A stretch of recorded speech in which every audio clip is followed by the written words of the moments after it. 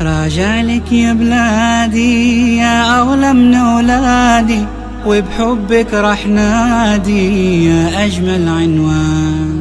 انت الأمل الباقي فيك الحب بلاقي. جو کچھ پچھلے چند مہینوں سے بلکہ ایک سال سے زیادہ شام میں ہو رہا ہے اور 1 لاکھ سے زیادہ مظلوم مسلمان وہاں جام شہادت نوش کر چکے ہیں. جو کچھ پچھلے 2 مہینوں سے یا 1 مہینے سے مصر میں ہوا اور وہاں کی صورتحال اور وہاں ہزاروں مسلمانوں کو جس بے دردی کے ساتھ اور جس ظالمانہ پن کے ساتھ نہتے مسلمانوں کو شہید کیا گیا. جو خبریں بنگلہ دیش سے آ رہی ہیں کہ وہاں پر مظلوم مسلمانوں کے ساتھ ریاستی اداروں نے اور پولیس نے جس قسم کا درندگی والا سلوک کیا، اس کی خبریں بھی ہم تک پہنچتی رہیں.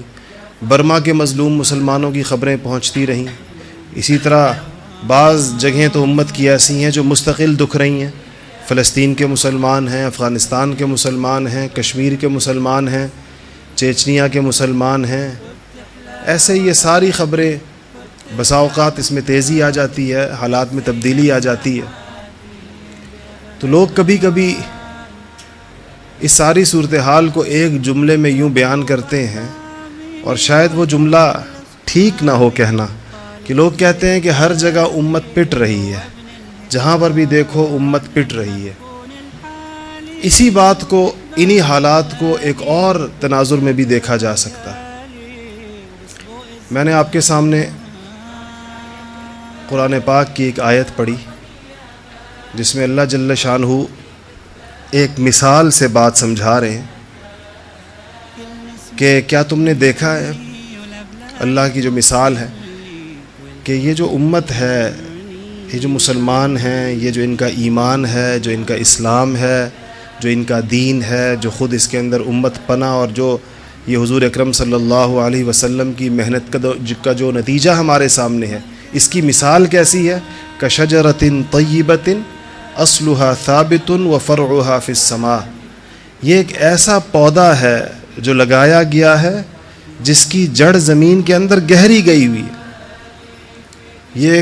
اس کو شجرہ طیبہ کہا گیا. کشجرۃ طیبۃ اصلها ثابت، جڑیں زمین کے اندر ہیں اور گویا خوب گہری اور مضبوط ہیں.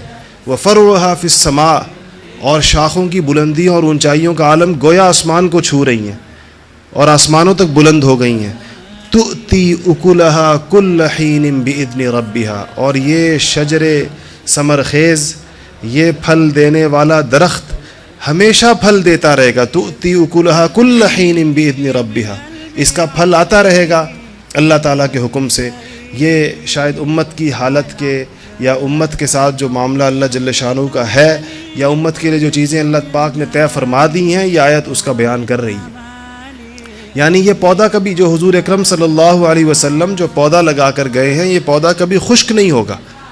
ایسا نہیں ہوگا کہ اس کا پھل آنا بند ہو گیا ہے، یا یہ پودا خشک ہو گیا، یا اس کی جڑیں سوکھ گئی ہیں، یا اس کے پتے جھڑ گئے ہیں، یا اس پر خزاں آ گئی ہے. اس پر اب خزاں نہیں آئے گی. حضور اکرم صلی اللہ علیہ وسلم کی اس مضمون پر بہت ساری احادیث اس کی تائید کرتی ہیں، جو میں نے آپ کے سامنے عرض کی.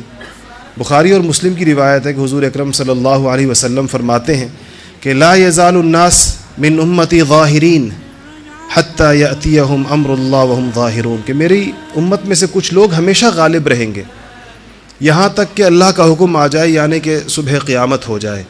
قیامت کے دن تک وہ لوگ غالب رہیں گے، منصور رہیں گے اللہ جل شانہ کے احکامات پر، اور جو دین ان تک پہنچا ہے اس پر عمل پیرا رہیں گے. اس مضمون کو بہت سی روایات میں بیان کیا گیا.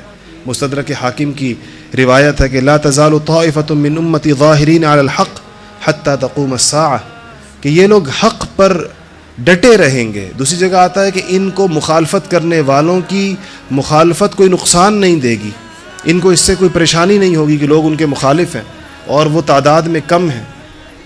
تو وہ مجھے اور آپ کو جس چیز کو سوچنا چاہیے کہ وہ کون لوگ ہیں جو ہر دور کے اندر غالب و منصور بھی رہیں گے اور دین کو پکڑے ہوئے بھی رہیں گے، جن کے بارے میں پیشن گوئیاں کی گئی ہیں، جن کے بارے میں کہا گیا ہے کہ ایسے لوگ ہوں گے چاہے حالات جیسے بھی ہو جائیں. اور کیا ہمارا شمار ان لوگوں میں ہوتا ہے؟